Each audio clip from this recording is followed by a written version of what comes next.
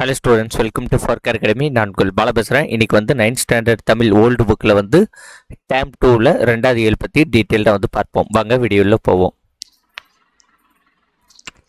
Okay, dam 2ல் first வந்து என்ன இயல் கொடுத்துருக்காங்க பார்த்தீங்கன்னா முத்தொள்ளாயிரம். இதில் வந்து சேர சோழ பாண்டியர்களை பற்றி கொடுத்துருப்பாங்க. நம்ம எப்பவும் போல் நூற்குறிப்பு மற்றும் ஆசிரியர் குறிப்பு ஃபஸ்ட்டு பார்த்துட்டு அதுக்கப்புறம் மீதி வந்து பார்ப்போம்.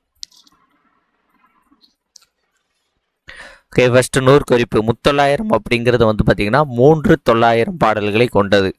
ஓகேவா? இது நியூ புக்கில் வந்து 900 அப்படிங்கிறது மாதிரி போட்டிருப்பாங்க. அப்படி கிடையாது. மொத்தம் 3900 பாடல்கள், 2700 பாடல்களை கொண்டது தான் வந்து என்னது முத்தொள்ளாயிரம். சேரர்களை பற்றி 900 பாடல்கள், சோழர்களை பற்றி 900 பாடல்கள், பாண்டியர்களை பற்றி 900 பாடல்கள் அப்படின்னு 3 பேரையும் பற்றி 900 பாடல்களை பாடி 2700 பாடல்களை கொண்டது தான் என்னது இந்த முத்தொள்ளாயிரம். இந்த நூல் வந்து பார்த்திங்கன்னா நமக்கு முழுசாக வந்து கிடைக்கல. இது வந்து புறத்தட்டு மூலயமாக வந்து ஒரு 108 இல்லையா 108 வெண்பாக்கள் தான் வந்து கிடைச்சிருக்கு. அடுத்த பழைய உரை இது மேற்கோள் காட்டியிருப்பாங்களே, பழைய உரை நூல்களில் மேற்கோள்களாக வந்து ஒரு 22 வந்து கிடைச்சிருக்கு. இவ்வளோதான் கிடைச்சிருக்கு. இப்படி கூட கேட்கலாம், புறத்தட்டு என்னும் நூல் வாயிலாக முத்தொள்ளாயிரத்தில் எத்தனை நூல்கள் கிடைச்சிச்சுன்னா 108. பழைய உரை நூல்களில் எத்தனை இதில் வந்து மேற்கோள்களாக முத்தொள்ளாயிரத்தை காட்டியிருக்காங்கன்னா 22. 3900 பாடல்களை கொண்டது 2700 பாடல்கள் அப்படின்ட்டு இந்த டேட்டாவெல்லாம் வந்து பார்த்து வச்சுக்கோங்க. மற்றபடி இல்லை வேறு ஒன்றும் பெருசாக கிடையாது. மூவேந்தர்கள், சேர சோழ பாண்டியர்களோட ஆட்சி திறமை, படைச்சிறப்பு, போர்த்திறன், கொடை இதை பற்றி சொல்லக்கூடியதான் வந்து இந்த நூல். இதில் சிறந்த இலக்கிய நயமும் கற்பனை வளமும் வந்து நிறைந்ததாக வந்து இந்த முத்தொள்ளாயிரம் இருக்குது. இதோடைய ஆசிரியர் பேர் வந்து தெரியாது. அதனால் நமக்கு ஆசிரியர் குறிப்பு படிக்க வேண்டிய அவசியம் இல்லை. ஓகே, இப்போ பாடலோட பொருள் மற்றும் பாடலை வந்து பார்ப்போம். ஃபர்ஸ்ட் வந்து சேரர் பற்றி கொடுத்துருப்பாங்க. பாடலோட பொருள் வந்து பார்த்துருவோம். என்ன சொல்லியிருக்காங்க? பல யானைகளை கொண்டுள்ள அரசர்களே, உங்களுக்கு கிடைக்கும் பொருளை சேர மன்னனுக்கு திரையாக அழைத்து பிழைத்து கொள்ளுங்கள். அதாவது நிறைய யானைகளை வச்சிருக்கிற அரசர்களே, உங்களுக்கு கிடைக்கக்கூடிய பொருட்களை வந்து ஒரு வரியாக கட்டி நீங்கள் சேரனுடைய கட்டுப்பாட்டுக்குள்ளே இருந்துக்கோங்க. அதே நீங்கள் இருந்துக்கோங்க. அது போல என்ன சொல்கிறாங்க, உங்களுடைய மதில்கள் இருக்கலாம், அந்த மதில்கள் மேலே வந்து பார்த்திங்கன்னா வில் சின்னத்தை வந்து பொறிச்சு வச்சுக்கோங்க. உங்களுக்கு கிடைக்கக்கூடிய பொருளை வந்து சேர மன்னனுக்கு கொடுத்துருங்க. உங்கள் மதில்களில் வந்து வில் சின்னத்தை வந்து பொறுத்து வச்சுக்கோங்க. ஏன்னா வாடாத மழை அணிந்த வானவர்களும், அதாவது வானத்தில் இருக்கக்கூடிய தேவர்களும் வந்து பார்த்திங்கன்னா சேர மன்னனுடைய வில் வடிவத்தை தான் வந்து எழுதி வச்சு வானத்தில் வந்து வாழ்கிறார்கள் அப்படின்ட்டு சொல்லியிருப்பாங்க. இது ரொம்ப ஓவராக தான் இருக்கும். ஓகேவா?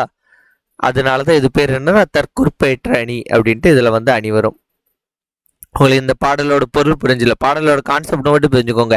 நிறைய யானையை வச்சிருக்கக்கூடிய அரசர்களை நீங்கள் எல்லாரும் வந்து பொருட்களை சேரன்ட்டு கொடுத்து உங்கள் மதில்கள் வந்து சேர வில்சனத்தை வந்து பொறுத்து வச்சுக்கோங்க. அப்போ தான் உங்களுக்கு நல்லது மாதிரி சொல்லுது. வானத்தில் உள்ள தேவர்களே வந்து பார்த்திங்கன்னா வில்சனத்தை பொறுத்து வச்சு தான் வானவர்களை வாழ்கிறாங்க அப்படின்ட்டு சொல்லியிருப்பாங்க. பாடல் படிச்சிடும். பல்யானை மண்ணீர் படுதிரை தந்து உய்மீன், மல்லல் நெடுமதில் வாங்குவில் பூட்டு மீன், வள்ளிதழ் வாடாத வானவரும் வானவன் வில்லெய்தி வாழ்வார் விசும்பு. ஓகே, இதுதான் இதோடைய மீனிங். பல் யானை, பல யானைகளை கொண்ட மன்னர்கள் வந்து பரிசு சேர மன்னன்ட்ட கொடுத்து உங்களுடைய தந்து உய்மீன், உய்மீன் அப்படிங்கன்னா என்னன்னா பிழைத்து கொள்ளுங்கள். பல யானைகளை கொண்ட மன்னர்கள் வந்து பொருட்களை வந்து சேர மன்னனுக்கு கொடுத்து நீங்கள் பிழைத்து கொள்ளுங்கள். மல்லல் நெடுமதில், அதாவது உங்களுடைய இது இருக்குல்ல மதில்களில் வந்து சேர மன்னனுடைய மீன் சின்னத்தை வந்து பூட்டி வச்சுக்கோங்க. வள்ளிதழ் வாடாத வானவரும், தேவர்களும் வந்து பார்த்திங்கன்னா வானுலகில் வந்து அப்படி தான் வந்து பண்ணுறாங்க. வில் வடிவத்தை ஏந்தி வைத்தே வானுலகில் வந்து வாழ்கிறாங்க அப்படின்ட்டு கொடுத்துருப்பாங்க. ஸோ இந்த பாடல் வரி மேக்சிமம் கேட்க மாட்டாங்க, கேட்டிருக்காங்க. இந்த முதல் எண் வந்து கேட்ட மாதிரி இருக்குது. இதோட இதெல்லாம் பார்த்துக்கோங்க. சொற்பொருள், இலக்கண குறிப்பு, பிரித்தெழுத்துக்கெல்லாம் பார்த்துக்கோங்க. இது வந்து தற்குறிப்பேற்ற அணி. கொஞ்சம் ஓவராக இருக்குல்ல, அவருடைய இதெல்லாம் நயத்தெல்லாம் ஏற்றி சொல்லியிருக்காரு. அதான் தற்குறிப்பேற்ற. அடுத்த சோழனோட பாட்டில் வந்து ஒரு நல்லா இருக்கும் இது. ஓகேவா? சோழ மன்னன் பார்த்தீங்கன்னா தன்னிடம் வந்து அடைக்காக்க வந்த அடைக்கலமான, ஓகேவா, சோழ மன்னன் வந்து தன்கிட்ட வந்து அடைக்கலமான புறாவுக்காக தன் தசையை வந்து அறுத்து கொடுத்தான். அப்படி தசையை அறுத்து கொடுத்தும் அது ஈடாகாத காரணத்தினால வந்து பார்த்திங்கன்னா அவர் எண்ணியவே எடுத்துக்கோங்க. துலாக்கோல்னா தராசு, நீங்கள் வந்து பார்த்துருப்பீங்க. துலாக்கோல்னா தராசு தான். தராசில் ஏறுதார் அவர் வந்து புறா வந்து வருதுங்க. புறா வந்து அடைக்கலமா வருது, அதற்கு வந்து அவரோட தசையை வந்து அறுத்து கொடுக்குறாரு. அது வந்து புறாவுக்கு பத்தலை அப்படிங்கிறதுக்காண்டி எண்ணெயவே அவரே ஏறுதாரு, எண்ணெயவே வெட்டி புறாவுக்கு கொடுத்துருங்க அப்படிங்கிறது மாதிரி அவரே ஏறுதார். இது வந்து பார்த்தீங்கன்னா அவருடைய படை வீரமோ கொடை வீரமோ வந்து கிடையாது, கொடை வீரமோ படை வீரமோ கிடையாது. அது வந்து சோழனின் நற்பண்பு அப்படின்ட்டு சொல்லியிருக்காங்க. பாருங்க, சேர்ந்த புறவின் நிறைத்தன் திருமேனி ஈர்த்துட்டுயிர் துளைதான் ஏறினான், நேர்ந்தது கொடைவீரமோ மெய் நிறை குறையோ வன்கண் படைவீரமோ சென்னி பண்பு. சென்னி பண்பு அப்படிங்கிறது எங்க என்னன்னா இங்க சோழனின் நற்பண்பு. இந்த பாடலை படிக்கும்போது உங்களுக்கு புரிஞ்சிருக்கும். உங்களுக்கு திரும்ப ஒரு தடவை சொல்ற பாருங்க. சேர்ந்த புறவின் நிறைத்தன் திருமேனி, புறா வந்திருக்கு, சேர்ந்த புறவின், ஓகேவா, புறா வந்திருக்க புறா தன்ட்ட அடைக்கலமாக இருக்கக்கூடிய புறாவுக்கு நிறை தன் திருமேனி, தன் திருமேனியை ஈர்த்திட்டு உயிர், இது அவருடைய திருமேனின்னா அவரோட தசையை வந்து கொடுக்குறாரு. அது பத்தலன்ட்டு துளைத்தான் அப்படின்னா துலாக்கோள் வந்து ஏறுதாரு. இது வந்து பார்த்தீங்கன்னா கொடை வீரமோ படை வீரமோ வந்து கிடையாது, அவருடைய நற்பண்பு அப்படின்ட்டு கொடுத்துருக்காங்க. துளைனா துலாக்கோள், புறவு, ஓகே, இதெல்லாம் வந்து பார்த்துக்கோங்க. மேனினா உடல், வன்கண்ணா வந்து வீரத்தன்மை, இங்க வன்கண் இருக்கா, இது வந்து வீரத்தன்மை. அடுத்து பாண்டியர்களுக்கு வரும்போது, மற்பூசியாக மருங்கணல் வேல் மன்னர் உருத்தகு மார்போலையாக திருத்தக்க வையகம் மெல்லாம் தென் எழுதுமே மொய்யிலை வேல் மாறான் களிறு. ஓகே, இதுக்கு பொருள் படிச்சிருவோம். நெருங்கி அமைந்த இலை போன்ற வேலை உடையவன் பாண்டிய மன்னன். பாண்டிய மன்னன் பார்த்தீங்கன்னா அவருடைய யானைப்படம் இருக்கும், அந்த யானைப்படத்தில் உள்ள தந்தங்களை வந்து எழுத்தாணியாகவும், அந்த தோற்கடிப்பார்ல பகை மன்னரோட மார்புகளை வந்து ஓலையாகவும் கொண்டு அதில் என்ன எழுதுறாருன்னு பார்த்தீங்கன்னா, செல்வம் நிலைத்த உலகெல்லாம் எம் பாண்டியருக்குரியது அப்படின்ட்டு எழுதுறாரு. ஒன்றும் கிடையாதுங்க, இவருடைய யானை தந்தம் இருக்குல்ல, இவர் யானைப்படையில் உள்ள யானை தந்தம் எல்லாம் வந்து எழுத்தாணி ஆகிறது. எழுத்தாணி இருக்கு, அதில் எழுதுறதுக்கு பேப்பர் வேணும்ல, பேப்பர் அப்படிங்கிறது வந்து என்னென்ன ஓலை வேணும்ல, எழுத்தாணி இருக்கு. ஓலையாக வந்து பகை மன்னரோடைய மார்பு, பகை மன்னரோட மார்பை தான் வந்து அவங்க ஓலையாக வந்து பயன்படுத்துகிறாங்க. சரி, இப்போ பாண்டிய மன்னர்களோட யானைப்படைத்தோட தந்தத்தை வச்சு எழுத்தாணி, பகை மன்னர்களோட மார்பு ஓலை. இதில் என்ன எழுதுறாங்கன்னு பார்த்தீங்கன்னா, செல்வம் நிறைந்த பகுதி எல்லாம் பாண்டியர்களுக்கு உரியது, செல்வம் நிறைந்த பகுதி எல்லாம் என்னது பாண்டியர்களுக்கு உரியது அப்படின்ட்டு எழுதுறாங்க. அதுதான் இங்க பாடலாம் வந்து கொடுப்பாங்க. மற்பூசியாக மரங்கணல் வேல் மன்னர், நெருங்கி அமைந்த இலை போன்ற வேல் கொண்ட பாண்டிய மன்னரை உருத்தகு மார்போலையாக, ஓகேவா, உருத்தகு மார்போலையாக திருத்தக்க வையகம் எல்லாம் எழுதுமென்றிருந்த மொய்யிலை வேல் மாறன் களிறு. இந்த பாடல் வந்து நீங்க கொஞ்சம் மாத்தி படிச்சாதான் அதோடைய பொருள் வந்து வரும், பார்த்துக்கோங்க. ஓகே, இது வந்து உருவக அணி. இதுல வந்து பாத்தீங்கன்னா இலை போன்ற வேலை உடையவன் அப்படின்ட்டு வந்திருக்கா. ஸோ இந்த வார்த்தையை வச்சு இதுக்கு உருவக அணி, போல போன்ற வந்துட்டனாலே உருவக அணி தான்.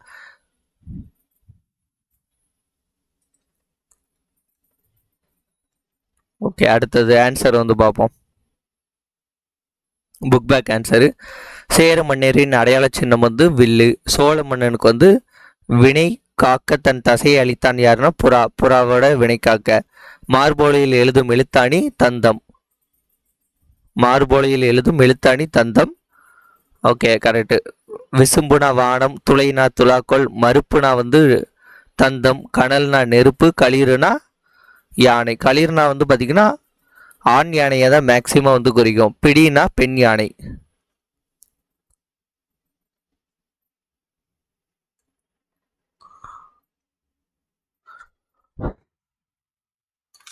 ஓகே, இதோட வந்து இது முடிச்சு அடுத்து கலிங்கத்து பரணி ஜெயங்கொண்டார். எப்பவும் போல நம்ம நூற்குறிப்பு ஆசிரியர் பார்த்துட்டு வரும். கலிங்கத்து பரணியை ஈற்றியவர் யாரு? ஜெயங்கொண்டார். கலிங்கத்து பயணியை ஈற்றியவர் ஜெயங்கொண்டார். இவர் திருவாரூர் மாவட்டத்தில் உள்ள தீபக்குடியில் வந்து பிறக்கிறார். இவர் வந்து பார்த்தீங்கன்னா முதல் குலத்தொங்க சோழனுடைய அரசவை புலவராக வந்து இருக்காரு. முதல் குலத்தொங்க சோழன், இந்த இதை ஞாபகம் வச்சுக்கோங்க. ஜெயங்கொண்டார் வந்து திருவாரூர் தீபக்குடியில் பிறக்கிறார், அதெல்லாம் அவ்வளோ முக்கியம் கிடையாது. முதல் குலத்தொங்க சோழனுடைய அரசவையில் வந்து இருக்கிறார். பரணிக்கொரு ஜெயங்கொண்டார் அப்படின்ட்டு சொன்னது யாருன்னா பலப்பட்டை, பரணிக்கோர் ஜெயங்கொண்டார் அப்படின்ட்டு பலப்பட்டை வந்து சொக்கநாதர் வந்து சொல்றாரு. பலப்பட்டை சொக்கநாதர் பரணிக்கோர் ஜெயங்கொண்டார் அப்படிங்கிறாரு. இவருடைய சமகாலத்தவரான ஒட்டக்குத்தர் வந்து என்ன சொல்றாருன்னா தென் தமிழ் தெய்வ பரணி. இவரோட சமகாலத்தவரான ஒட்டக்குத்தர் என்ன சொல்றாரு, தென் தமிழ் தெய்வ பரணி அப்படின்ட்டு கலிங்கத்து பரணி வந்து சொல்றாரு. இவர் வந்து இசை ஆயிரம், உலாமடல் போன்ற இந்த 2 நூல்களையும் வந்து எழுதியிருக்காரு. கலிங்கத்து பரணி, இசை ஆயிரம், உலாமடல் அப்படின்ட்டு இந்த 3 நூல்களையும் எழுதியது யாரு, ஜெயங்கொண்டார். இவர் வந்து 12ஆம் நூற்றாண்டை சேர்ந்தவர். ஜெயங்கொண்டார் காலத்தை ஒட்டுனவர் யாரு, கம்பரு, ஒட்டக்குத்தரு, ஔவையார், புகழேந்தி புலவர், இவங்கெல்லாம் வந்து ஒரே காலத்தை சேர்ந்தவர்கள். இவ்வளவுதான் வந்து எனது ஆசிரியர் குறிப்பு. ஜெயங்கொண்டார் திருவாரூர் மாவட்டம் தீபக்குள்ள பிறக்கிறாரு. முதல் குலத்தொங்க சோழனோட அரசவை புலவராக இருக்கார். பரணிக்கோர் ஜெயங்கொண்டார் அப்படின்னு பலப்பட்ட சொக்கநாதர் சொல்றாரு. இசை ஆயிரம், உலாமடல் அப்படின்ட்டு இந்த நூல்கள் எழுதுகிற இவர் 12ஆம் நூற்றாண்டை சேர்ந்தவர். அவ்வளோதான். இல்லை பாயிண்ட் போட்டு வச்சுக்கோங்க, 1 2 3 4 பாயிண்ட் போட்டு வச்சுக்கோங்க, ஈஸியாக இருக்கும். அடுத்த நூற்குறிப்பை பொறுத்த வரைக்கும் கலிங்கத்து பரணி அப்படிங்கிறது 1000 யானைகளை கொன்ற ஒரு போர் வீரனை பற்றி பாடக்கூடியதான், புகழ்ந்து பாடக்கூடிய இலக்கியம் தான் என்னது, பரணி. இங்கே வந்து இது வந்து பார்த்தீங்கன்னா 96 வகை சிற்றிலக்கிய நூல்களில் ஒன்று. பரணி இலக்கியங்கள்ல முதல் இலக்கியம் வந்து என்னன்னு பார்த்தீங்கன்னா கலிங்கத்து பரணி. நீங்கள் ஒரு விஷயம் வச்சுக்கோங்க, கலம்பகம் இருக்குல்ல, கலம்பகத்தில் முதல் நூல் அப்படிங்கிறது வந்து என்னன்னா நந்தி கலம்பகம். பரணியில் வந்து முதல் நூல் வந்து எதுன்னு பார்த்தீங்கன்னா கலிங்கத்து பரணி. எல்லாம் பாயிண்ட் போட்டு வச்சுக்கோங்க. கலிங்க மன்னன் ஆனந்த பத்மன் மீது வந்து பார்த்தீங்கன்னா குலத்தொங்க சோழன் வந்து போர் தொடுப்பார். அந்த போரில் வந்து இவங்க வெற்றி பெற்றுவாங்க. இதனுடைய படைத்தளபதியாக வந்து கருணாகரன் தொண்டைமான் இருப்பார். அவரோட பேர் வந்து இதில் கொடுக்கல, அதையும் வந்து நோட் பண்ணிக்கோங்க. யாருக்கு, முதலாம் குலத்தொங்க சோழனுடைய படைத்தளபதியாக கருணாகர தொண்டைமான் இருப்பார். அவர் தான் வந்து இந்த போர் வெற்றி பெறுவதற்கு மூல காரணமாக இருப்பார், கருணாகர தொண்டைமான். ஸோ அவர் வந்து இதை வெற்றி பெற ரொம்ப இருப்பார். இதில் வந்து கலிங்க மன்னன் அனந்த பத்மன் வந்து தோத்துட்டார். அதனால அவருடைய பேரில் வந்து கலிங்கத்தில் தானே தோத்துருக்காங்க, அதனால கலிங்கத்து பரணி அப்படின்ட்டு வந்திருக்கு. இதில் 599 பாடல்கள், தாளிசைகள் வந்து இருக்கிறது. தென் தமிழ் தெய்வ பரணி அப்படின்ட்டு ஒட்டக்குத்தர் வந்து சொல்றாரு. எல்லாமே டேட்டா தான், ஷார்ட்கட்ல சொல்ற மாதிரி இதுல எதுவும் இல்லை.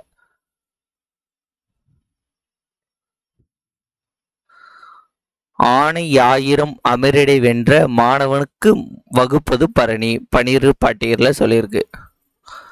ஆணை 1000 அமரிடை வென்ற மாணவனுக்கு வகுப்பது பரணி, 12 பாட்டியர்.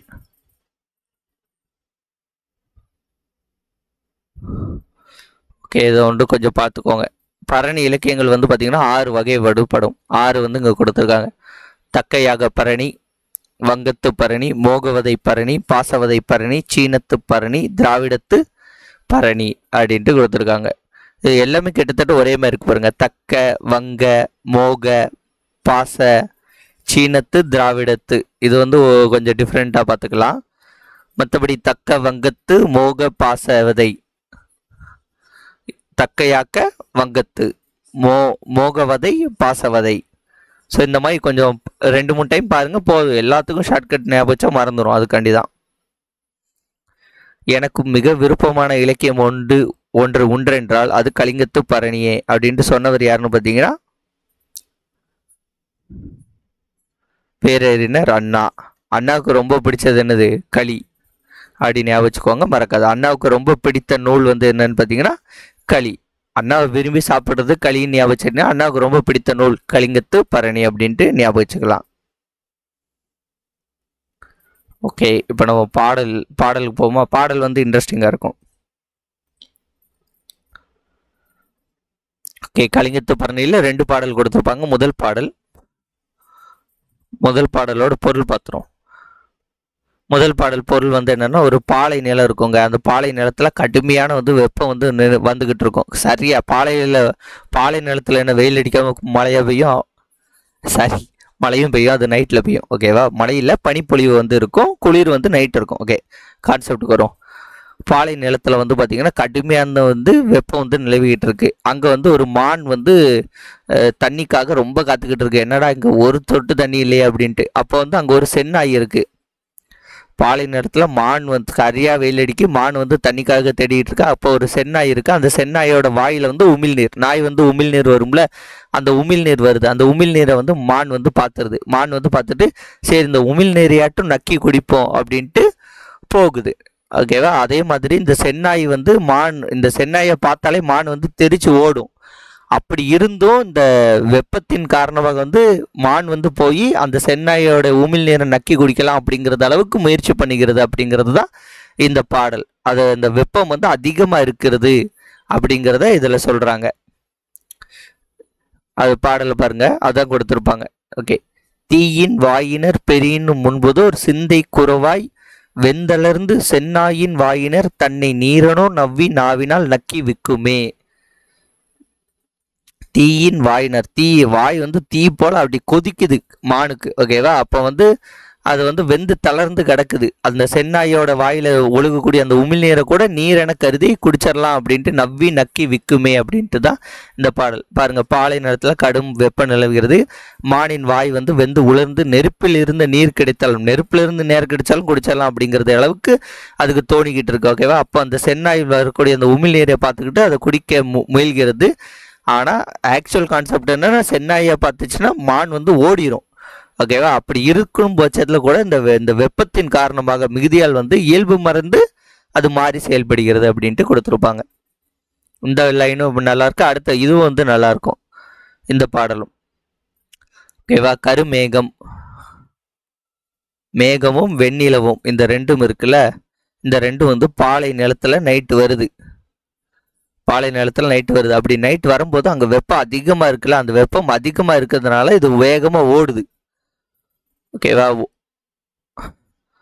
வெப்பம் அதிகமாக இருக்கிறதுனால ரெண்டு வேகமாக ஓடுது. அப்படி ஓடும்போது அதோடைய உடல்கள் கலைந்து வேர்வை வந்து விழுகிறது. அப்போ கருமேகம் வந்து பார்த்தீங்கன்னா உடல் கலைந்து வேர்வை வந்து விழுகிறது. அப்போ கடல் மேகம் வந்து கருமேகம் வந்து மழையாகவும் வெண்ணிலவு வந்து பார்த்தீங்கன்னா பனியாகவும் வந்து பொழிகிறது. நல்ல ஒரு ஓமையாக இருக்குது பார்த்தீங்களா? சரியாக ஆடி சொல்லியிருப்பாங்க. கருமேகமும் வெண்ணிலவும் பாலைவனத்தில் கடந்து போகும்போது வெப்பம் அதிகமாக இருக்கிறதுனால அது வந்து அதோடைய உடல் கலைத்து வேர்வை வந்து கொட்டுகிறது. அது வந்து கருமேகம் வந்து மழையாகவும் வெண்ணில வந்து பனியாகவும் வந்து கொட்டுகிறது. அதான் வந்து இந்த பாடல். காடிதனை கடத்தும் காடிதனை கடத்தும் என கருமுகிலும் வெண்மதியும் கடக்க அப்பால் ஓடி இழைத்து உடல் வியர்த்த வேர்வென்றோ குகுப்புணலும் பனியும் அம்மா. குகுனா வந்து என்னன்னா பொழிந்த. இப்போ காடுதனை கடத்தும் என கருமுகிலும் வெண்மதியும் வந்து கடக்க போகுது. அப்போ வந்து ஓடி இழைத்து வேகமாக ஓடும்போது உடல் வேர்த்து வேர்க்கிறது. அதோட கருமேகத்தோட வேர்வை அந்த உடல் கலைந்து வேர்க்கிறது தான் என்னது? மழை. வெண்ணிலவுக்கு வந்து பனி. அவ்வளோதான். இவ்வளோதான் இந்த பாடல்.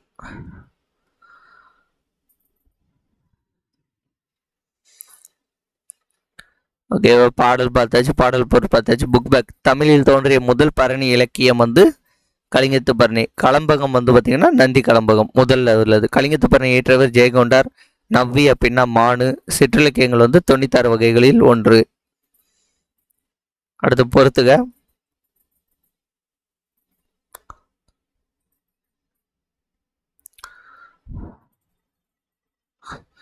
ஓகே, சிந்தை அப்படிங்கிறது வந்து பார்த்தீங்கன்னா எண்ணம். நவ்வினா மானு, முகில்னா மேகம், புனல்னா நீர், உகுதல்னா சொரிதல். சொரிதல்னா என்னது? பொழிதல்னு அர்த்தம். அங்கே பார்த்தோம்ல, பொழிதல் தான் சொரிதல் அப்படின்ட்டு போட்டிருப்பாங்க.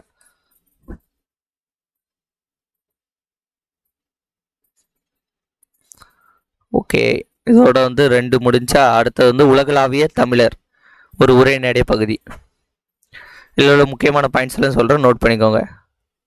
இந்த டைலாக் நிறைய டைம் கேட்டிருப்போம். எந்த நூல்ன்ட்டு நமக்கு சரியாக தெரியாது. என்ன நூல்னு பார்த்துக்கோங்க. கல் தோன்றி மண் தோன்றா காலத்தை வாளோடு முன் தோன்றிய மூத்த குடி. இந்த லைன் நிறைய டைம் கேட்டிருப்போம். இது வந்து புறப்பொருள் வெண்பா மாலையில் உள்ளது. குமரி கண்டத்தில் தான் வந்து தமிழர் இனம் வந்து தோன்றி உலகம் ஃபுல்லாக பரவியது அப்படின்ட்டு கூறப்படுகிறது. அடுத்து இந்த டேட்டாலாம் லைட்டாக ரீட் பண்ணிக்கோங்க, போதுமானது.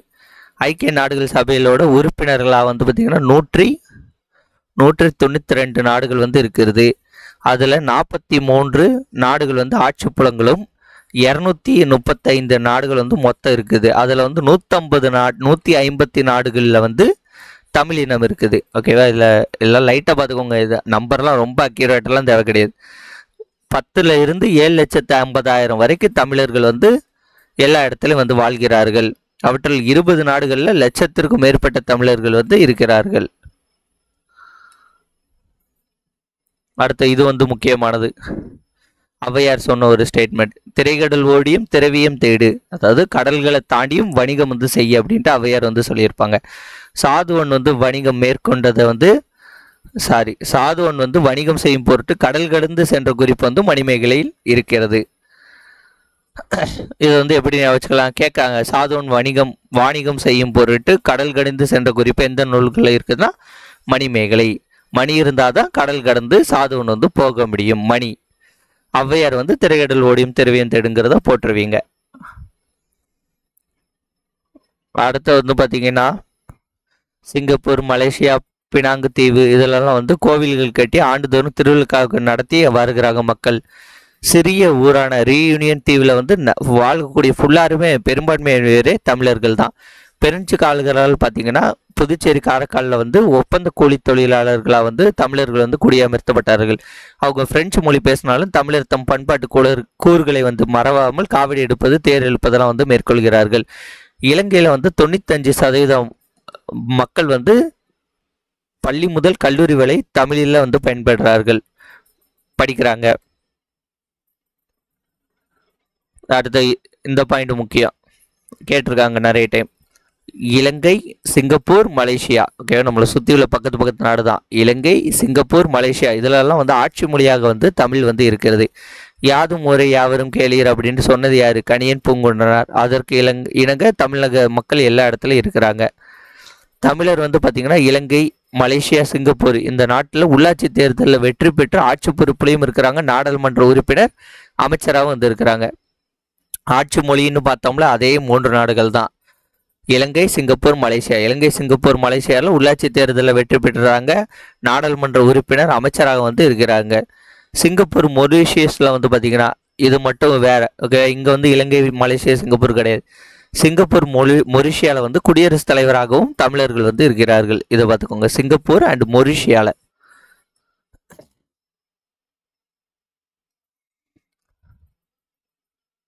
அடுத்த அவ்வளோதான். இது கணியன் பூங்குன்றனார், யாதும் ஊரே யாவரும் கேளீர். அடுத்த புக் பேக் வந்து பார்ப்போமா, ஐக்கிய நாடுகள் உறுப்புரிமை பெற்ற நாடுகள் 192. சாதுவன் வந்து கடல் வணிகம் மேற்கொண்டான் அப்படிங்கிறது மணி இருந்தால் தான் கடல் வணிகம் மேற்கொள்ள முடியும். திரைக்கடல் ஓடியும் திரவியம் தேடு ஔவையார். தமிழர்கள் ஒப்பந்த கூலிகளாக புதுச்சேரி, காரைக்காலில் உள்ள தீவுகளில் குடியமர்த்தப்பட்டார்கள். திருவிழாக்களில் காவேரி எடுப்பதும் தேர் எழுப்பதும் என்று நடைமுறையில் இருந்தது. இதோடு முடிச்ச அடுத்த திருவி கல்யாண சுந்தரனாருடைய தமிழ் பணி. தமிழகத்து மேடைகளில் ஏற்றி தமிழை தென்றலாக தவள செய்தவர்கள் குறிப்பிடத்தக்கவர்கள் ஒருத்தர் யாரு? திருவி கல்யாண சுந்தரம். இவரை வந்து தமிழ் தென்றல் அப்படின்ட்டு அழைப்பார்கள். இதுதான் முக்கியமானது. தமிழ் தென்றல் என்று அழைக்கப்படுபவர் யார்? திருவி கல்யாண சுந்தரம். இவர் சென்னை பக்கத்தில் உள்ள துல்லம் அப்படிங்கிறது ஊரில் வந்து விருத்தாச்சலனார் சின்னம்மையாருக்கு வந்து மகனாக வந்து பிறக்கிறாரு. வெஸ்லி பள்ளியில் வந்து இவர் வந்து படிக்கிறார். அவர் கொஞ்சம் உடல்நிலை சரியில்லாதனால 4 ஆண்டுகள் வந்து படிக்காமல் வந்து படிப்பை விட்டுருந்தார். அதுக்கப்புறம் திரும்பி வந்து படிக்கிறாரு. ஆனால் இறுதி தேர்வினை வந்து அவரால் எழுத விடாமல் போயிருது. கதிரை வேலர் அப்படிங்கிற ஒருத்தர் தான் இவர் தமிழ் படிக்கிறார். யார்? கதிரை வேலர். இது வந்து முக்கியமானது. தமிழ் தென்றல் முக்கியம். கதிரை வேலர்கிட்ட பாடம் வந்து படிக்கிறாரு. அடுத்த இவருடைய முக்கியமானது வந்து பார்த்தீங்கன்னா எங்கும் தமிழ் எதிலும் தமிழ். திருவிக்காவோட ஷார்ட்கட் வந்து என்னன்னு பார்த்தீங்கன்னா கல்யாணம். ஒரு கல்யாணம் நடக்குன்னா அந்த கல்யாணத்தில் எல்லா இடத்துலையும் தமிழ் இருக்கணும்ப்பா. எங்கும் தமிழ் எதிலும் தமிழ் அப்படிங்கிறது மாதிரி தமிழ் வந்து எல்லா இடத்துலையும் இருக்கணும். அப்போ எங்கும் தமிழ் எதிலும் தமிழ் அப்படின்ற வார்த்தை வந்துன்னா என்னது? கல்யாணத்தை ஞாபகம் திருவிக்கா சொன்னது.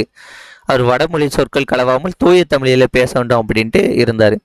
இப்போ உடல் நலத்தை பேண வேண்டும் அப்படின்னா மற்றவங்க உடல் நலத்தை கெடுக்கக்கூடாது. அதே மாதிரி தான் தமிழை வந்து பேண வேண்டும் அப்படின்னா வந்து மற்ற மொழிகளை வந்து வெறுக்கக்கூடாது.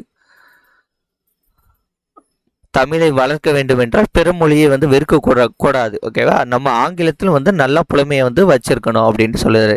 அடுத்து இந்த பாயிண்ட் ரொம்ப முக்கியமானது. காந்தியடிகள் வந்து தமிழகம் வரும்போதெல்லாம் அவரோட மேடை பேச்சை மொழிபெயர்த்தவர் யாருன்னா திருவிக்கா. ஓகேவா? மேடை பேச்சினே அப்படின்ட்டு மேடைன்னு வந்துட்டனாலே அதில் வித்தகர் யாரு? திருவிக்கா தான். அப்போ போட்டுடலாம். அதுமாதிரி கல்யாணத்துன்னு வச்சுக்கோங்க. கல்யாணத்தில் வந்து காந்தி வந்து ஹிந்தியில் பேசிக்கிட்டு இருக்காரு. அதை தமிழில் யார் மொழிபெயர்ப்பு செய்வா? எங்கும் தமிழ் எதிலும் தமிழ். திருவிக்கா தான் மொழிபெயர்ப்பு செய்வார். அடுத்தது இவர் வந்து எழுத்து மட்டும் இல்லாமல் பார்த்தீங்கன்னா தமது பேச்சாலும் வந்து தமிழை வளர்த்தவர் வந்து இவர்.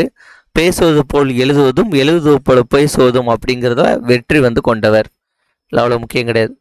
அடுத்தது அறிஞர் அண்ணா இருக்கார்ல, அறிஞர் அண்ணா உட்பட பல பேருக்கு வந்து முன்னோடியாக மேடை தமிழில் முன்னோடியாக இருந்தவர் திருவிக்கா தான். கேட்டார் பிணிக்கும் தகையாய் வாய்க்கோள் கேளாரும் விரும்பும் வண்ணம் பேசுவதில் வல்லவர். எல்லாருக்கும் பிடிக்கிற மாதிரி பேசுவது வல்லவர். அறிஞர் அண்ணாவே வந்து மேடை பேச்சில் பெரிய ஆள். ஆனால் அவருக்கு முன்னோடியாக திகழ்ந்தவர் யார்? திருவிக்கா. ஏன்னா இவருக்கு ஏஜ் கூட, இவர் தான் ஃபர்ஸ்ட் வந்தவர். அவர் தான் மேடை தமிழுக்கு முன்னோடியாக திகழ்ந்தவர் யார் கேட்பாங்க, முக்கியமான கொஸ்டின். திருவிக்கா. இவர்கிட்ட இன்ஸ்பிரேஷன் எடுத்தவர் தான் அண்ணா. உரைநடை எழுதுவது எனது தொழில் அப்படின்னு சொன்னார். உரைநடை, ஓகே, உரைநடை எழுதுவது எனது தொழில் அப்படின்னு சொன்னது திருவிக்கா. இவருக்கு வாய்த்த மொழி நடை வந்து மலை. ஓகேவா, இவர் உரைநடை எழுதுறாருல, இதில் பெரிய ஆள். இவரை வந்து மலை அப்படின்ட்டு யார் சொல்றார்? மீனாட்சி சுந்தரனார் வந்து சொல்றார். மீனாட்சி சுந்தரனார் வந்து மலையில இருக்கிறாரு. அப்போ மலை மலை அப்படின்ட்டு திருவிக்காவை சொன்னது யாரு? மீனாட்சி சுந்தரனார், மலையில இருக்கக்கூடிய ஒருவர். அடுத்து இவருடைய நூல்கள் கொடுத்துருப்பாங்க, எல்லாம் ஜஸ்ட் பார்த்துக்கோங்க, நிறைய நூல்கள் இருக்கும். மனித வாழ்க்கையும் காந்தியடிகளும், பெண்ணின் பெருமை, வாழ்க்கை துணை, இமயமலை அல்லது தியானம், முருகன் அல்லது அழகு, நம்மால். இதில் வந்து இவர் பார்த்தீங்கன்னா தாய்மானவர் பற்றி சொல்லியிருப்பார். ராமலிங்கல் அடிகள் நம்மாழ்வாரை பற்றி சொல்லியிருப்பார். என் கடன் பணி செய்து கிடைப்பதே, தமிழ் சோலை அப்படின்னு நிறைய எழுதியிருப்பார். அடுத்து வேட்டல்னு வந்துட்டுனா இவருடைய நூல்கள் தான். அது போக மார்க்சியமும் காந்தியமும், பொருளும் அருளும், பொருளும் அருளும் அல்லது மார்க்சியம் காந்தியம், இதில் இவருடைய நூல்கள். இதை வந்து நல்லா பார்த்துக்கோங்க. தேசபக்தன் நவசக்தி, தேசபக்தன் நவசக்தி, இந்த ரெண்டும் வந்து இவருடைய நூல்கள். இதழின் வாயிலாக இவர் தொழிலாளர் முன்னேற்றம் பெற பாடுபட்டார். தேசபக்தன் நவசக்தி. அதற்காண்டி இவருடைய டீச்சர் பணியை கூட இவர் விட்டுட்டு வந்துட்டார். இவர் சுத்த சன்மார்க்கியாக வந்து இருந்தார். மேலும் சமய பொதுமையாளர். ஓகேவா, இவர் வந்து சுத்த சன்மார்க்கி, சமய பொதுமையாளர். இவர் வந்து ரொம்ப உடம்பு சரியில்லாமல் கடைசி காலகட்டத்தில் கூட வளர்ச்சியும் வாழ்வும் அல்லது படுக்கை பிதற்றல், கடைசி காலம் 70 வயசு ஆயிட்டு, கடைசி காலகட்டத்தில் கூட வளர்ச்சியும் வாழ்வும், படுக்கை பிதற்றல், படுக்கையில் தான் கிடக்காரு, படுக்கை பிதற்றல் அப்படின்ட்டு மூவா அவர்களோட உதவியினால நூல்களை வந்து எழுதி வெளியிடுகிறார். இறுதி வரைக்கும் வந்து பார்த்தீங்கன்னா தமிழை தம் மூச்சாக வந்து கொண்டவர். கல்யாணத்தில் தமிழ் தான் இருக்கணும், தமிழ் தன் மூச்சு, எங்கும் தமிழ் எதிரும் தமிழ், தமிழ் தன் மூச்சு அப்படின்ட்டு சொன்னவர்லாம் யார்? திருவிக்கா. 6 ஆண்டுகளில் அவர் மனைவி இறந்துருவாங்க. அப்போ ஒருத்தங்க கேட்பாங்க, நீங்கள் என்ன தனிமையில் இல்லையா அப்படின்ட்டு. நான் தனியாக வாழவில்லை, தமிழோடு வாழ்கிறேன். எல்லாம் பல டைம் கேட்டிருக்காங்க. நான் தனியாக வாழவில்லை, தமிழோடு வாழ்கிறேன் அப்படின்ட்டு சொன்னது யார்? திருவிக்கா. இவர் 1953 செப்டம்பர் 17 வந்து 71 வயதில் வந்து இறக்கிறார். அடுத்த ஆகு பெயர். இப்போ இல்லை பாருங்க, வள்ளுவர் சொல் அப்படி வாழ்வுக்கு இனிது. அப்போ இதில் வந்து சொல்ல வந்து குறிக்கல. வள்ளுவரோட சொல் அப்படிங்கிறது வள்ளுவர் பொருளை வந்து குறிக்கிறது. இப்போ வள்ளுவர் சொல் வாழ்வுக்கு இனிது அப்படிங்கிறது அவரோட சொல்ல குறிக்காமல் பொருளை குறிக்கிறது. இது சொல்லாகு பெயர். தானியாகு பெயர் அப்படிங்கிறது பாலை குறிக்காமல், அதாவது பாலை இறக்கு. ஓகேவா, இதை எடுத்துக்காடுத்து பாலை இறக்கு. பாலை இறக்குன்னா பாலை இறக்க முடியாது, பால் வச்சிருக்கக்கூடிய பாத்திரம். அப்போ பாலை குறிக்காமல் பாத்திரத்தை வந்து குறிக்கல. இது வந்து என்னதுன்னா தானியாகு பெயர். இல்லை ரெண்டுத்து கொடுக்கும். இடம் பொருளுக்கு ஆகி வருவது, இடம் வந்து பொருளுக்கு ஆகி வருவது இடவாகு பெயர். இதில் இடவாகு பெயர் கொடுக்கல. இங்கே இதுக்கு வித்தியாசத்தை பார்த்துக்கோங்க. பொருள் வந்து இடத்திற்கு, இப்போ பால் வந்து இறக்கு அப்படிங்கிறது வந்து பால் வந்து அந்த பொருளை வந்து குறிக்கிறது, தானியாகு பெயர். இது 2 டைம் பாருங்க, ஈஸியா புரியும். சிம்பிள் கான்செப்ட் தான் இந்த 2 இதுதான். வள்ளுவர் சொல் வந்து பொருளை குறிக்கிறது, அது சொல்லாகு பெயர். பாலை இறக்க முடியாது, பாத்திரத்தை தான் இறக்க முடியும். அப்போ அந்த இடம் இருக்குல்ல, அந்த இடம், அந்த பாலை குறிக்காம பாத்திரத்தை குறிக்கிறது தானியாகு பெயர். இப்ப இதுக்கு எடுத்து கொடுத்துருப்பாங்க, இதை பார்ப்போம். தயிரை இறக்கு, இதுக்கு வந்து என்னன்னா தயிரை இறக்குன்னா பாலை இறக்கு தான். அப்போ என்னது? இது தானியவாகு பெயர். பெரியோர் சொல் கேள், சொல்லுன்னு அப்ப பெரியோருடைய அந்த சொல் அப்படிங்கிறது இது என்னது? பொருளை வந்து குறிக்கக்கூடியது. அப்போ இது என்னது? சொல்லாகு பெயர். ஓகேவா, அப்போ இது சொல்லாகு பெயர். கழல் பணிதான் இத்தொடரில் அமைந்துள்ள ஆகு பெயர்.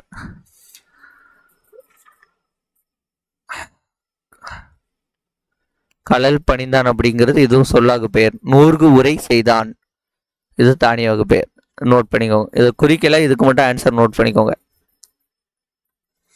பொருள்கோள் இதில் விற்போட்டு பொருள்கோளும் தாப்பீசை பொருட்களும் பார்க்க போகிறோம். விற்போட்டு பொருட்கோள் அப்படிங்கிறது என்னன்னா, வில்லோட 2 முனைகளையும் இணைத்து கட்டுவது போல செயலோட முதல் இதையும் லாஸ்ட் லைனையும் லாஸ்ட் வார்த்தையை இணைச்சு பொருள் வருமாறு பாடுவதுதான் என்னது பூட்டுவீர் பொருட்கோள். இதுக்கு விற்பூட்டு பொருட்கோள் அல்லது பூட்டுவீர், இது மாற்றி வருது. விற்பூட்டு அல்லது பூட்டுவீர் பொருட்கோள் அப்படின்ட்டு சொல்றாங்க. நெருநல் உளன் ஒருவன் இன்றில்லை என்னும் பெருமை உடைத்து இவ்வுலகு. அதாவது இன்னைக்கு உள்ளவன் இன்று உள்ளவன் நாளை இல்லை, இன்னைக்கு இருக்கிறவன் நாளைக்கு இல்லை, இதுதான் உலகம் அப்படிங்கிறது தான் இந்த பாடலோட பொருள். இதுல நெருநல் இருக்குல்ல, நெருநல் உளன், அதாவது இன்னைக்கு உள்ளவன் இந்த உலகத்தில் நாளைக்கு இல்லை அப்படின்ட்டு இந்த 2 இணைச்சு வரக்கூடியதான் உலகு என்னும் இறுதி சொல். முதல் சொல்லான நெருநல் என்பது சேர்வதனாலதான் இதுக்கு பொருள் வருகிறது. அதான் இது என்னது விற்போட்டு பொருள்கோள் அப்படின்ட்டு கொடுத்துருக்காங்க. இதை இன்னும் கொஞ்சம் டீட்டெயிலாக கொடுத்துருக்கலாம். இந்த திருக்குறளுக்கு விளக்கம் கொடுத்துருக்கலாம். கொடுத்துட்டு இதுக்கு அடுத்த பாடல் பாருங்க, கொஞ்சம் நல்லா விளக்கம் கொடுத்துருப்பாங்க. தாப்பீசை பொருட்கள். தாப்பீசை பொருட்கள் அப்படிங்கிறது ஊஞ்சல் கயிறு எப்படி முன்னும் பின்னும் வருமோ அது போல செயலோட ஒரு சொல் நடுவில் அமைஞ்சிருக்கக்கூடிய சொல். ஊஞ்சல்ல கயிறு நடுவில் இருக்கும், அந்த கயிறு முன்னும் பின்னும் சென்று வருவது போல நடுவில் அமைஞ்சிருக்கக்கூடிய சொல் முன்னும் பின்னும் பொருள் தரக்கூடியதுதான் தாப்பீசை. இந்த பாடலை பொறுத்த வரைக்கும் பார்த்தீங்கன்னா, இறந்தார் அணையர் சினத்தை, இல்லை நடுவில் உள்ள சொல் சினத்தை. துறந்தார் துணை, அதாவது என்னன்னா சினத்தை வச்சிருப்பவன் இறந்தவன் போல, சினத்தை சினத்தை துறந்தவர் பார்த்தீங்கன்னா நாணியர். துறந்தார் துணை, சினத்தை துறந்துட்டார்னா அவர் நாணி அப்படின்ட்டு சொல்லியிருக்காங்க. அடுத்தது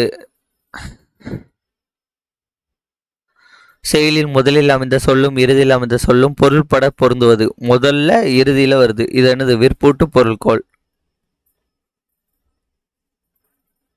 அடுத்து பார்த்தீங்கன்னா, இடையில் அமைந்திருக்கும் சொல், இடையில் அமைந்திருக்கும் சொல்லும் முன்னாடி பின்னாடி போயிட்டு வந்துச்சுன்னா அது என்னது தாப்பீசை பொருள்கோள். மேல உள்ள 2 அப்படியே கேள்வியாக கேட்டிருக்காங்க.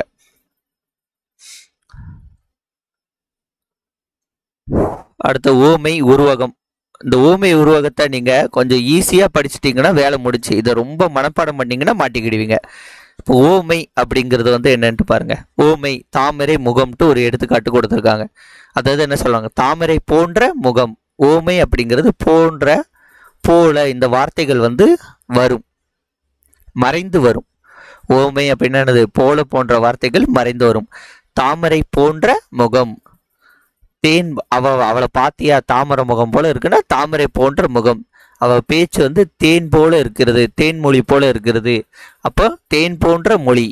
அவளோட வாய் பவளம் போல இருக்கிறது, பவளம் போன்ற வாய். முத்து போன்ற பல். இந்த மாதிரி நீங்க சொல்லி பார்த்தாலே கண்டுபிடிச்சிடலாம். இங்க பாருங்க, முகம் போன்ற தாமரை. இப்போ இதுல பாத்தீங்கன்னா முகத்தாமரைன்னு கொடுத்துருக்காங்க. அப்போ இதுல முகம் போன்ற தாமரைனா முகம் முகம் போன்ற தாமரை, அந்த இதை பாருங்க, முகம் போன்ற தாமரை இப்படின்ட்டு இதை படிக்கிறோம். இது உருவகத்துக்கு ஏதாவது ஒன்று ஞாபகிச்சிட்டிங்கன்னா போதும். இருந்தாலும் நான் 2 சொல்லிதான். முகம் போன்ற தாமரை, தாமரை முகம் போல எப்படி இருக்கும், இதோடைய இதே சரியில்லை. முகம் போன்ற தாமரை, அவ முகம் போல இந்த தாமரை இருக்குன்னு சொன்னா சரி வராது. தாமரை போன்ற முகம், முகம் உங்களுக்கு கனெக்ஷன் புரியுதுல. அதே மாதிரிதான் மொழி தேன், மொழி தேன், மொழி போன்ற தேன் என்ன மொழி போன்ற தேன், அதெல்லாம் சரி வராது. வாய்ப்பவளம், வாய் போன்ற பவளம். பல்முத்து, பல் போன்ற முத்து. இதெல்லாம் ரிவர்ஸ்ல சொல்லினாதான் கரெக்டா வரும். தாமரை முகம், மொழி தேன், பவள வாய், முத்து பல்.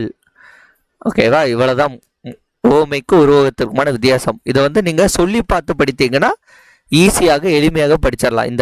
இந்த நான் சொன்ன கான்செப்டை தான் இங்க கொடுத்துருப்பாங்க, வேற ஒன்றும் கொடுத்துருக்க மாட்டாங்க. ஓமை அப்படிங்கிறது பார்த்தீங்கன்னா இந்த ஓமை ஓமேயம் அப்படிங்கிறது மாதிரி கொடுத்துருப்பாங்க. எல்லாம் பெருசாக தேவையில்லை, நான் சொன்னதை மட்டும் ஞாபகிச்சுக்கோங்க போதும். இப்போ இதுக்கு கீழே ஒன்று கொடுத்துருக்காங்க பாருங்க, இதுக்கு ஆன்சர் சொல்கிறேன் பாருங்க. இப்போ இதில் ஓமையை கொடுத்துருக்காங்க, உருவகமாக மாற்றணும். ஓகே, ஓமையை கொடுத்துருக்காங்க, உருவகம் மாற்றணும். இப்போ இதை எப்படி மாற்றலாம்? கனி இதழ், இதழ் கனி. மலரடி, அடிமலர். காந்தல் விரல் விரக்காந்தல், கயல் விழி விழிக்கயல், முகம்மதி மதிமுகம். ஓகேவா? அவ்வளோதான். உருவகங்களை ஊமையாக மாற்றுக. தமிழ் அமுது, அமுது தமிழ், மலர்கண், தாமரை முகம். அவ்வளோதான். உங்களுக்கு அந்த கான்செப்ட் கோர் புரிஞ்சிட்டுனா முடிஞ்சு. ஓமை அப்படிங்கிறதுல போல போன்ற வரும், கரெக்டான மேட்சிங் வந்து இருக்கும். உருவகத்தில் வந்து போல போன்றலாம் வராது, ஸ்ட்ரைட்டாக வந்து இருக்கும், மேட்ச் இருக்கு. முன்னால் வந்து இது இப்படி கேட்பாங்க, ஓமையை கொடுத்து உருவகமாக மாற்றுங்கன்னு கேட்பாங்க. இப்போ தான் அது கொஞ்சம் கேட்கறது இல்லை. ஓகே, இதெல்லாம் வந்து ஜஸ்ட் ரீட் பண்ணிக்கோங்க. வா அப்படி சொல்லுக்கு வந்தான் வினைமுற்று, வந்த பெயரெச்சம், வந்து வினையெச்சம், வருதல் தொழிற்பெயர்.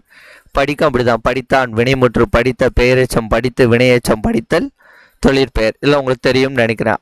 நானுன்னு முடிஞ்சா வினைமுற்றுக்கு தான் வரும்.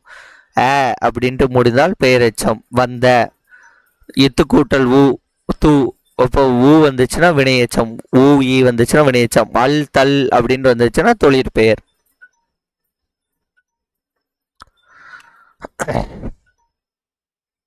இதெல்லாம் வந்து ட்ரை பண்ணி பாருங்க.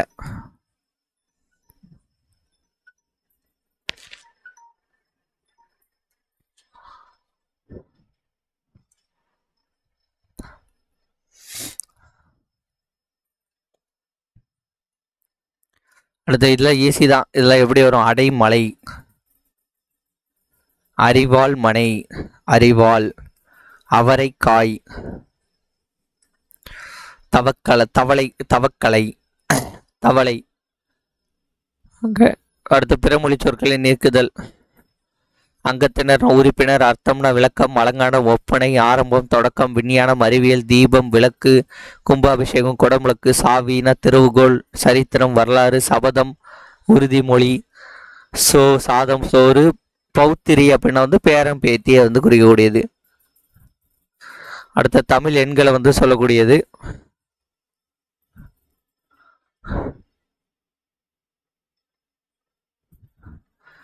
12 12னா 1,2 1,2னா கடலை உருண்டையா, 1,2 கடலை உருண்டை. இந்த ரெண்டையும் பார்த்துக்கோங்க, இதுலேயே மேக்ஸிமம் ஆன்சர் வந்துடும்.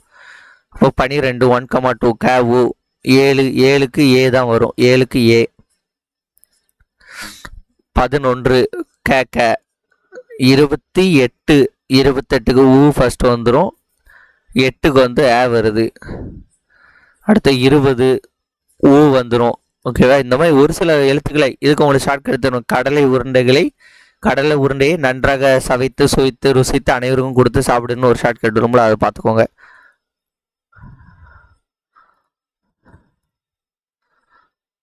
அடுத்த இதில் வந்து இதில் ஒருத்தரோட பேர் வரும்.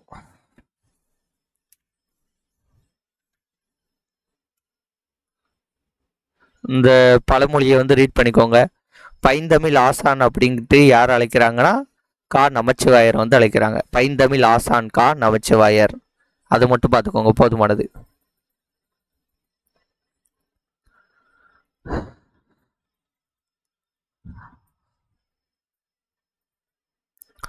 அடுத்தது இது கடைசியில் கொடுத்துருப்பாங்க. இதில் நிறைய கேள்வி இதில் இருந்து இருக்குது.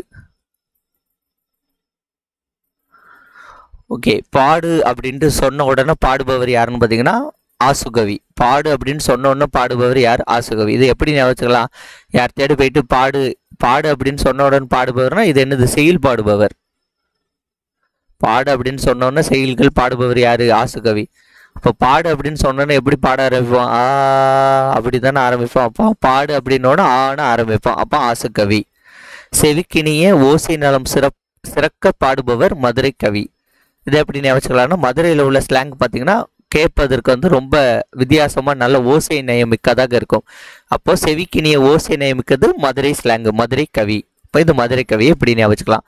சொல்லினி அமைத்து சுவை வளம் செழிக்க பாடுபவர் சித்திரக்கவி. இதை எப்படி ஞாபகம்னா சித்திரக்கவின்னா வந்து படம் வரைகிறது தானே. அந்த படத்தில் வந்து பார்த்தீங்கன்னா படத்தை பார்த்தாலே வந்து சுவை இருக்கணும், செழிப்பு இருக்கணும், சொல்லு இருக்கணும், சுவை இருக்கணும், செழிப்பு இருக்கணும். அந்த படத்தை பார்த்தாலே சரி எவ்வளோ அழகாக அந்த சொல்லக்கூடிய விஷயத்தை அப்படிங்கிறது என்னது? சொல்லக்கூடிய விஷயம்னு வச்சுக்கோங்க. சொல்லக்கூடிய விஷயத்தை எவ்வளோ அழகாக சுவையாக செழிப்பாக வந்து சொல்லியிருக்காங்க. எதில் சொல்லுவாங்க? சித்திரத்தில் தான் சொல்ல முடியும். சொல்லக்கூடிய விஷயத்தை சுவையாகவும் செழிப்பாகவும் சித்திரத்தில் தான் சொல்ல முடியும். அப்போ சித்திரக்கவி. அடுத்தது தொடர் செய்யுளையும் தூய காப்பியத்தை மீட்டவர் வித்திரகவி. ஒருத்தர் பார்க்குறாங்க, ஒரு வித்தையா இருக்கு, எப்படி ஒரு தொடர்ச்சியா வந்து செய்யுள் மீட்டுறதாரு, அது கரெக்டாக தூய்மையா வந்து இருக்குது அப்படின்ட்டு வியந்து பார்க்குறாங்க. வித்தையா வந்து இருக்குது அப்படின்ட்டு பார்க்குறாங்க வித்திரகவி. ஓகேவா? அப்போ இதில் வந்து வச்சுக்கலாமா? ஆசுகவி. பாடு அப்படின்னு சொன்னோன்னு பாடுவது ஆசுகவி. மதுரை ஓசையின் நலம் மிக்க வந்து பாடுபவர், சிறக்க பாடுபவர் யாரு? செவிக்கு ஓசையினுக்கு சிறக்கப்படுவது மதுரை கவி, மதுரை ஸ்லாங்கு. சித்திரக்கவி சொல்லக்கூடிய விஷயத்தை சுவையாகவும் செழிப்பாகவும் சொல்வது சித்திரக்கவி. தொடர்ச்சியா வந்து செயலிட்டுறத தூய்மையா வந்து பாடுறாரு, அது வந்து என்னது? வித்திரக்கவி. வித்திரக்கவி, வித்தாரக்கவி. அடுத்தது இந்த 4 வகை கவிகளையும் பாடவல்ல பாவலனை. ஓகே, இந்த 4 கவிகளையும் பாடக்கூடியவர் வந்து யாருன்னு பார்த்தீங்கன்னா பாவலேறு. பாவலேறு யாரு? பாவலேறு பெருஞ்சித்தனார். இன்னொரு லைன் உண்டு, என்னன்னா இந்த 4 வகை கவிகளையும் ஆசுக்கவி, மதுரக்கவி, சித்திரக்கவி, வித்தாரக்கவி, இந்த 4களையும் வந்து பாடக்கூடியவர் வந்து யாருன்னு பார்த்தீங்கன்னா பாவலேறு பெருஞ்சித்தனார். அதுல சிறந்து விளங்கியவர்னு கேட்டீங்கன்னா அதுல யாருன்னு பார்த்தீங்கன்னா திருமங்கை ஆழ்வார். இது வந்து ரொம்ப முக்கியமானது. அதுல சிறந்து விளங்கியவர் யாரு? திருமங்கை ஆழ்வார். ஓகே, ஆசுகவி அப்படின்ட்டு அழைக்கப்படுபவர் யாரு? காலமேக புலவர். காலமேக புலவர் வந்து டக்குன்னு பாட ஆரம்பிச்சவர் ஸ்பீடா, அதனால காலமேக புலவர். மதுரக்கவி, அது வந்து மதுர கவிராயர். மதுரை. சித்திரக்கவி சிறந்து விளங்கியவர் யாருன்னு தெரியும்? திருமங்கை ஆழ்வார். அப்ப சித்திரக்கவிக்கு திருமங்கை ஆழ்வார். வித்தாரக்கவி, அவர் நாற்காலியில வந்து நிறைய வித்தை வந்து செய்கிறார். வித்தாரக்கவியை வந்து நாற்காலி ராச தம்பி, நாற்காலி வச்சு நிறைய வித்தை செய்கிறார். அவ்வளவுதான். அடுத்த இதில் இன்னொரு இதுவும் கொடுத்துருப்பாங்க. ஆசுகவி அப்படிங்கிறது வைத்தருப்பம், மதுரக்கவி அப்படிங்கிறது கௌடதம், சித்திரக்கவி அப்படிங்கிறது பாஞ்சாலம், வித்தாரக்கவி அப்படிங்கிறது மாகதம்.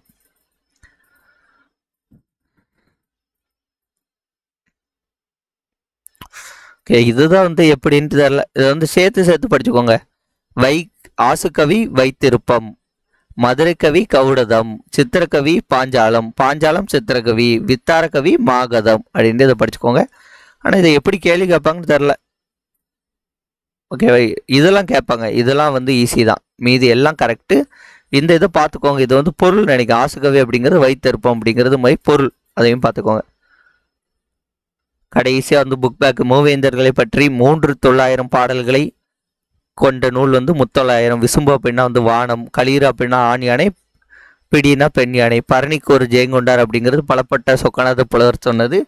தென் தமிழ் தெய்வ பரணி அப்படின்ட்டு ஒட்டக்குத்தர் வந்து சொல்லியிருப்பார். கலிங்கத்து பரணியில் குலத்துங்க சோழனோட கலிங்க மன்னன் வந்து யாருன்னா ஆனந்த பத்மன். இவருடைய குலத்துங்க சோழனோட அவைக்கள புலவராக வந்து இருந்தவர் யாரு? ஜெயங்கொண்டார்.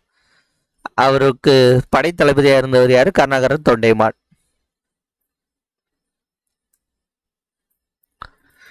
இதோட இயல் 2 முடிச்சுங்க.